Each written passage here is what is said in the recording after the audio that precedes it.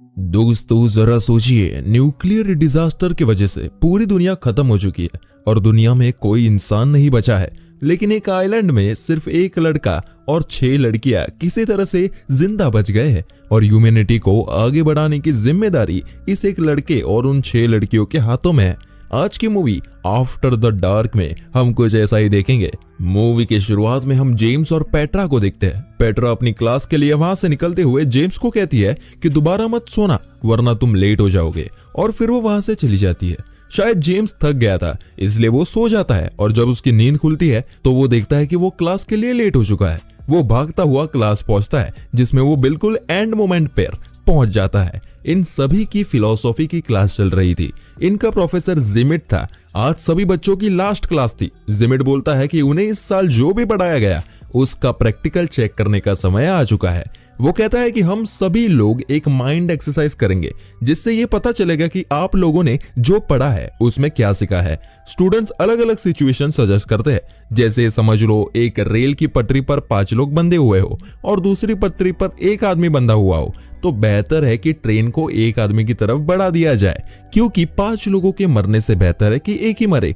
दूसरा कहता है कि सिचुएशन ऐसी भी हो सकती है कि ट्रेन की पटरी के सामने एक बहुत मोटा आदमी खड़ा हो जिसे धक्का देकर उसे ट्रैक पर गिरा दे तो उस ट्रेन अपनी पटरी से ही उतर जाएगी जिससे 5 लोग बच जाएंगे। एक लड़की सिचुएशन सजेस्ट करती है जिसमें वो एक बिल्डिंग से गिरने वाली है और खुद को बचाने के लिए उसने अपने 3 दोस्तों को कांटेक्ट किया।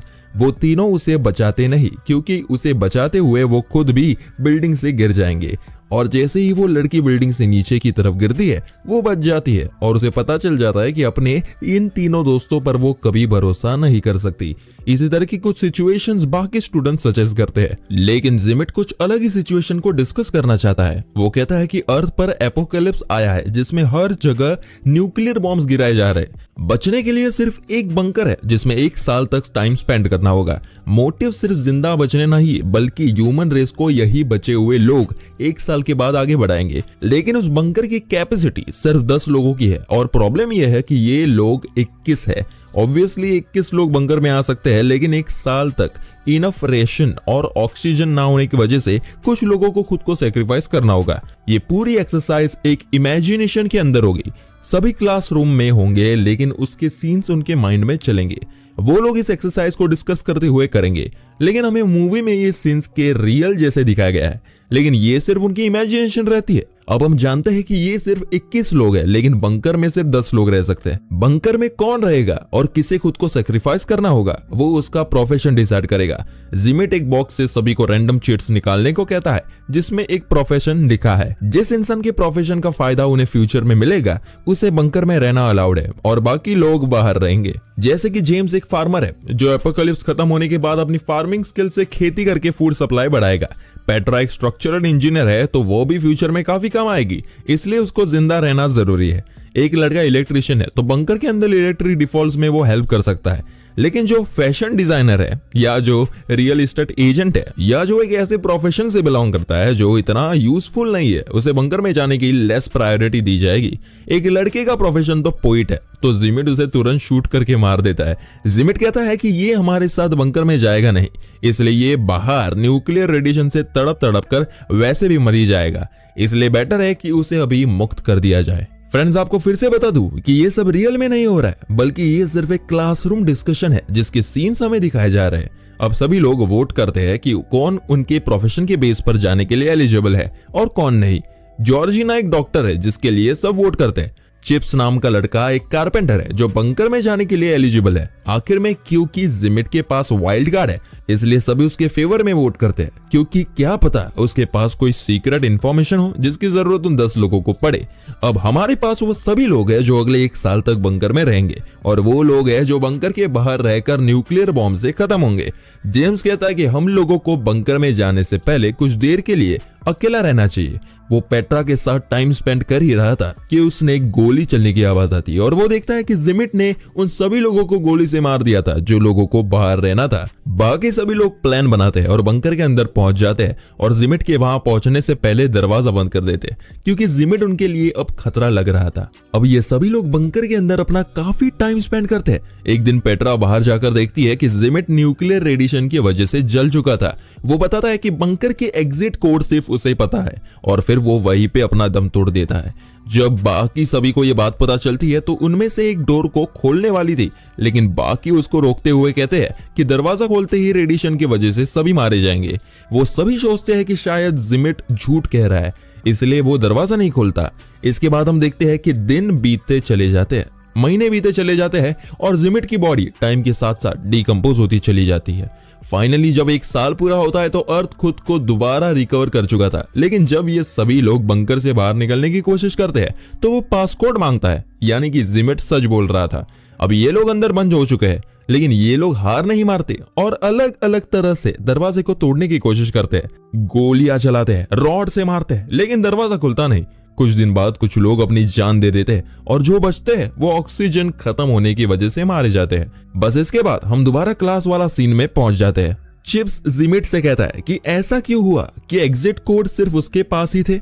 जिमिट उन्हें बताता है कि उसका प्रोफेशन कंस्ट्रक्शन का था और वो बंकर उसने ही बनाया था, जिस वजह से उसे उसका एग्जिट कोड मालूम था। वो कहता है कि अब एक और बार हम ये करेंगे, सब कुछ तो सेम ही रहेगा, कोई बदलाव नहीं होगा, लेकिन जो कार्ड सबके पास है उसे ओपन करने पर एक और स्पेसिफिकेशन लिखी हुई है जो नेक्स्ट राउंड के लिए इस बात का डिसाइड करेगी कि कौन बंकर में जाएगा और कौन बंकर के बाहर रहेगा। जैसे जेम्स के कार्ड में वो फार्मर तो है ही, लेकिन एक गे भी है, लेकिन फार्मर होने की वजह वो बंकर के अंदर जाने के लिए एलिजिबल है। लेकिन जॉर्जिना के कार्ड में लिखा है कि कुछ समय बाद वो एक वायरस से सफर होगी, जिस वजह से वो ज्यादा दिन सरवाइव नहीं करेगी, इसलिए उसके फेवर में कोई वोट नहीं करता।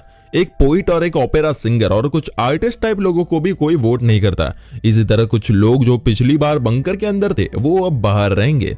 अब हम दोबारा से सिचुएशन के अंदर थे जहां जिमिट दोबारा चालाकी से बंकर से गन लेकर अपने पास रख लेता है और दोबारा पोइट को शूट कर देता है। वो लोग 2 ग्रुप में डिवाइड हो जाते हैं, एक तरफ वो लोग जो बंकर के अंदर जाएंगे और दूसरी तरफ वो लोग जो बंकर के बाहर ही रहेंगे। जॉर्जिना जिमिट से कार की चाबी मांगती है और बाकी लोगों के साथ वहां से भागने की कोशिश करती है, लेकिन वो सब लोग न्यूक्लियर धमाके से मारे जाते हैं।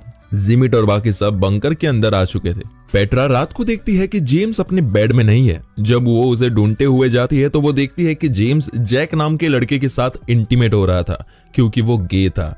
पेट्रा ये बात सभी लोगों को बताती है। जिमिट कहता है कि उन सभी लोगों को अब अपने पार्टनर्स चूज करने चाहिए जिससे वो लोग बच्चे पैदा कर सके। ह्यूमन स्पीसीज इससे ही आगे बढ़ेगी। सभी लोग इस पर एग्री होते हैं। सभी लड़कियां अपने पार्टनर्स चूज करते हैं, लेकिन पेट्रा अकेले रह जाती है तो उसे जिमिट को पार्टनर बनाने के लिए कहा जाता है। पेट्रा भी मान जाती है और जिमिट के साथ जाती है। जेम्स शॉक हो जाता है और उसे रोकने की कोशिश करता है, मगर खुद वो भी किसी और के साथ इंटीमेट हुआ था। ऐसे ही कई दिन बीत जाते हैं जब सभी अपने पार्टनर्स के साथ इंटीमेट होते हैं, लेकिन अब तक कोई प्रेग्नेंट नहीं हुआ। इसलिए जिमिट एक ऐसा पॉइंट रखता है जिससे सब हैरान और परेशान हो जाते हैं। वो कहता है कि अब हर लड़की हर लड़के के साथ इंटीमेट होगी ताकि कोई ना कोई प्रेग्नेंट हो जाए। वो कहता है कि ह्यूमन स्पीसीज को बचाना ही हमारी प्रायोरिटी है। इस बात से सब परेशान थे क्योंकि उन्हें अपने पार्टनर से लगाव था और वो नहीं चाहते कि उनका पार्टनर किसी और के साथ इंटीमेट हो। बोनी जो कि सिचुएशन में एक सोल्जर है और उसकी मेमोरी काफी शार्प है, वो जिमिट से कहती है कि वो और किसी के साथ इंटीमेट नहीं होगी और अगर उसने उसके साथ जबरदस्ती करने की कोशिश करी तो वो उसे जान से मार देगी। जिमिट इस बात को अपनी ईगो पर ले लेता है और गन लेकर सभी लोगों को रूम से बाहर निकालता है। वो बोनी पर गन तान देता है, लेकिन जैक जो कि अंदर ही छुपा हुआ था जिमिट से लड़ता है और इसी लड़ाई में वो जिमिट को घायल कर देता है। जिसके बाद जिमिट बाहर दरवाजे पर आकर खड़ा होता है। वो देखता है कि बंकर के बाहर आग लगी हुई थी, धमाके हो रखे थे। वो पासकोड डालता है और डोर ओपन करता है, जिससे अचानक धमाका हो जाता है और वो सभी लोग वही मर जाते हैं। और हम दोबारा पहुंच जाते हैं क्लासरूम में।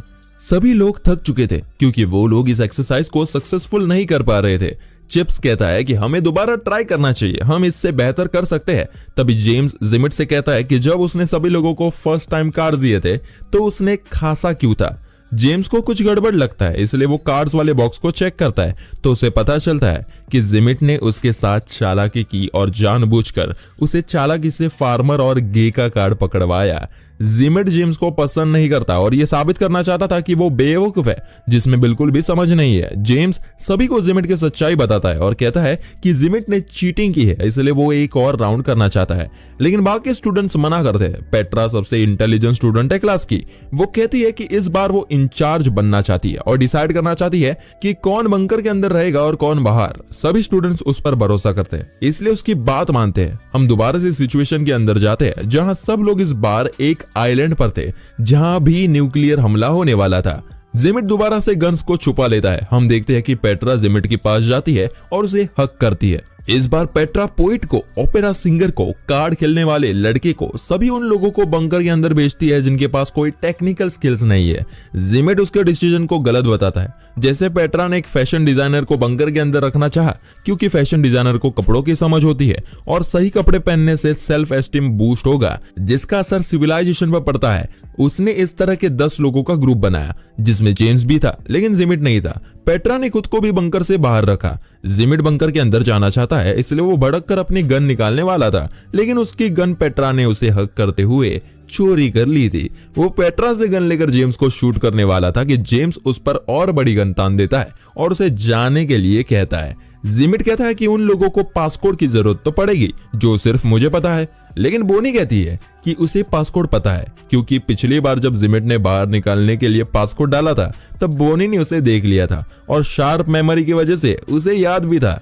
ये सुनकर जिमिट वहां से चला जाता है। इसके बाद जेम्स पेट्रा को बंकर के अंदर आने कहता है, लेकिन पेट्रा नहीं मानती और कहती है कि यहाँ से थोड़ी दूर एक आइलैंड है, हम लोग बोट से वहां चले जाएंगे। लेकिन चिप्स पेट्रा को बोट की चाबी देने के बहाने अपने पास बुलाता है और उसे बंकर के अंदर भेजकर खुद को बाहर सेक्रीफाइस करता है। इधर ये सभी लोग बोट से निकल पड़ते हैं। पेट्रा और बाकी सब लोग इस बार अंदर काफी बढ़िया टाइम स्पेंड करते हैं क्योंकि इस बार वहां सब लोग आर्टिस्ट थे।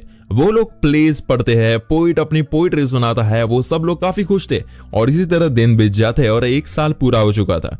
लेकिन जब वो बाहर आते हैं तो देखते हैं कि सब कुछ वैसा ही था।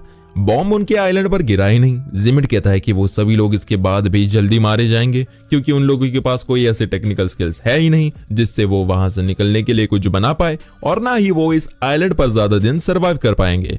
लेकिन पेट्रा इससे अलग सोचती है। वो कहते हैं कि मैंने लॉजिक से नहीं बल्कि अपने दिल से फैसला लिया था, ये सोचकर कि हम जितना समय जिंदा रहे उतना टाइम खुशी से तो रहे, हम लोग मौत को भी खुशी खुशी एक्सेप्ट कर लेंगे। सिचुएशन के अंदर हम देखते हैं कि उनके पास एक बॉम्ब गिरता है। जेम्स मौत को एक्सेप्ट करके उसका बटन दबाने ही वाला था कि गन लेकर जिमिट वहां पहुंचता है जिसके बाल काफी बढ़ चुके थे और जो अभी तक जिंदा था उसकी सिर्फ एक गोली बची थी जिससे वो जेम्स को मारने वाला था कि सभी लोग जेम्स को बचाने के लिए उसके आगे आ जाते हैं और बॉम्ब का बटन दबा देते हैं जिससे वहां धमाका हो जाता है। इधर चिप्स अपने साइड की सिचुएशन बताता हुआ कहता है कि वो लोग बोट से दूसरे आइलैंड में पहुंच चुके थे जिसके बाद बचे हुए लड़कों के किसी ना किसी तरह मौत हो गई और वो अकेला 6 लड़कियों के साथ बचा था। उसके पास उन सबके साथ एक एक दिन इंटीमेट होने की अपॉर्चुनिटी थी और वो एक एक करके रोज लड़कियों के साथ इंटीमेट होता था और 7वें दिन आराम करता था। बस इसी तरह से उसने उस आइलैंड में अपना टाइम निकाला। ये सुनकर सब हंसने लगते हैं। क्लास अब खत्म हो चुकी थी और जिमिट की बोलती भी बंद हो चुकी थी। सभी अपनी नोटबुक सबमिट करके बाहर निकलते हैं। वेट कीजिए, ट्विस्ट अभी भी बाकी है। हम देखते हैं कि पेट्रा सबके जाने के बाद जिमिट के पास आती है और हमें यहाँ पता चलता है कि पेट्रा का अफेयर जिमिट के साथ चल रहा था। इसलिए जिमिट को जेम्स से जलन होती है क्योंकि पेट्रा जेम्स से प्यार करती है। पेट्रा उसे लास्ट टाइम किस करती है और वहां से चली जाती है। हम देखते हैं कि जिमिट अपने रूम में आता है जहां एक गन रखी हुई थी। हमें एक गोली चलने की आवाज सुनाई देती है। असल में ये भी जिमिट की एक इमेजिन की हुई एक सिचुएशन थी और इसी तरह की कुछ सिचुएशंस वो देखता है जिसके बाद ये माइंड बेंडिंग मूवी यही खत्म होती है। कमेंट करके बताइए आपको ये मूवी कैसी लगी और इस तरह की बेहतरीन एक्सप्लेनेशन देखने के लिए हमारे चैनल को सब्सक्राइब जरूर करें।